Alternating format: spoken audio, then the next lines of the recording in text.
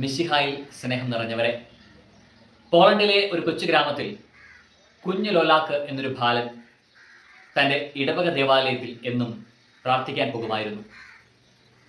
7 വയസ്സുള്ളപ്പോൾ അവൻ്റെ അമ്മ കിഡ്നി അസുഖം മൂലം മരണമടഞ്ഞു.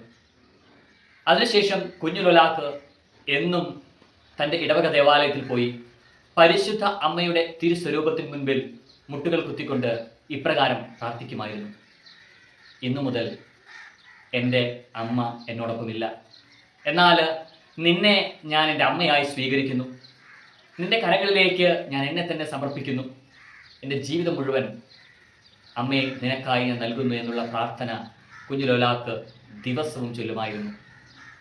അന്നു മുതൽ കുഞ്ഞു ലോലാക്ക് എടുത്ത ഒരു തീരുമാനം ഉണ്ടായിരുന്നു: ഒരു ദിവസം പോലും ജപമാല ചൊല്ലാതെ ഞാൻ എൻ്റെ കിടക്കയിലേക്ക് പോകില്ല എന്നുള്ള ആ വലിയ തീരുമാനം. ആ വലിയ തീരുമാനം ചെന്നെത്തിച്ചത് ആഗോള കത്തോലിക്കാ സഭയുടെ ഇടയനായി 25 വർഷത്തോളത്തിലധികം നമ്മുടെ സഭയെ നയിച്ച പരിശുദ്ധ ജോൺ പോൾ രണ്ടാമൻ മാർപ്പാപ്പയായി പാപ്പയെ മാറ്റി. പാപ്പ തനിക്ക് മീത വധശ്രമമുണ്ടായതിനു ശേഷം പറഞ്ഞ ഒരു ചെറിയ അനുഭവം ഇപ്രകാരമാണ്: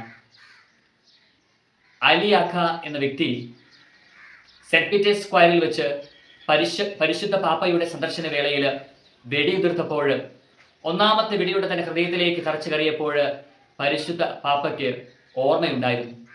എന്നാൽ രണ്ടാമത്തെ വെടിയുണ്ട തന്റെ ഹൃദയത്തിലേക്ക് തുളച്ചു കയറിയപ്പോൾ പരിശുദ്ധ മാർപ്പാപ്പ പറയുക പ്രകാരമാണ്: നീല അങ്കി അണിഞ്ഞ ഒരു സ്ത്രീ തന്നെ ആ സ്ത്രീയുടെ കരങ്ങളിലേക്ക് താങ്ങിക്കൊണ്ട് എടുത്തുകൊണ്ടുപോയി എന്നാണ് പരിശുദ്ധ പാപ്പ അത് ഓർമ്മിപ്പിക്കുക.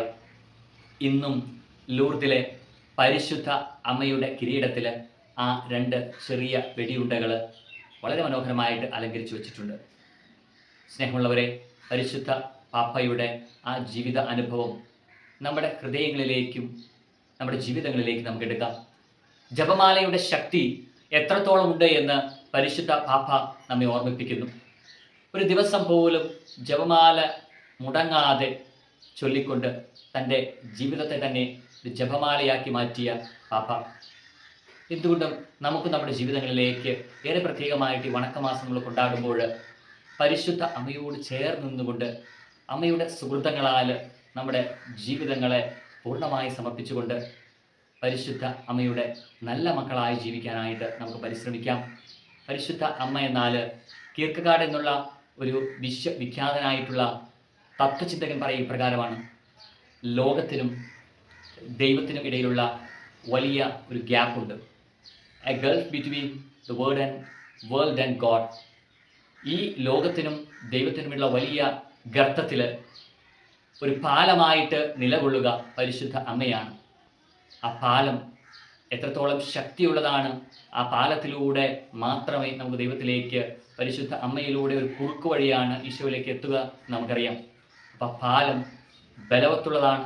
ആ പാലത്തെ നമ്മൾ ഉപയോഗിച്ചാലാണ് നമുക്ക് വളരെ സുഖകരമായിട്ട് ഈശോയിലേക്ക് എത്തിച്ചേരാനായിട്ട് സാധിക്കുക.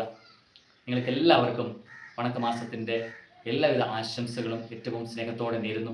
പരിശുദ്ധ അമ്മ നമുക്കെല്ലാവർക്കും വേണ്ടി സ്വർഗത്തിൽ മാധ്യസ്ഥം അപേക്ഷിക്കട്ടെ.